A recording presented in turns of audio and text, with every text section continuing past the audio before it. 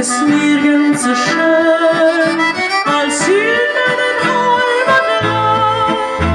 Ich hab meine Länder gesehen, doch nie ist ein schöneres Land. Die Berge erglühen im Lied, die Südsee leuchten blau.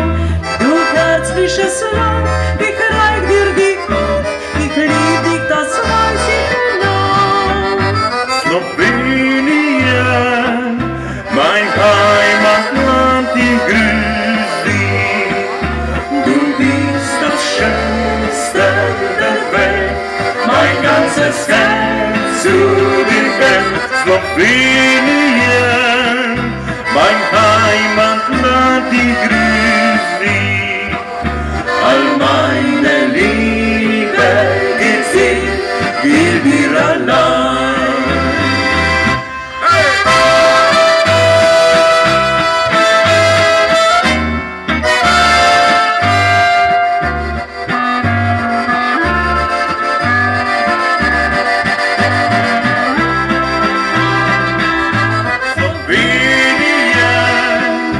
Mein Heimatland, ich grüß dich.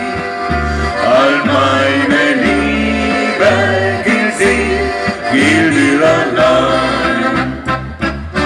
Kommt zu uns und ihr werdet sehen, so schön kann es nirgends sein. Hier kann man im Tanze sich drehen und trinken den besten Wein. Die Weisen im duftenden Grün, der Strahlen der Sonnenschein. Für alle Kinder, die herzliche Frucht, die mein Herz schlagt für dich allein. Slowenien, mein Heimatland, ich grüß dich. Du bist das Schönste der Welt, mein ganzes Herz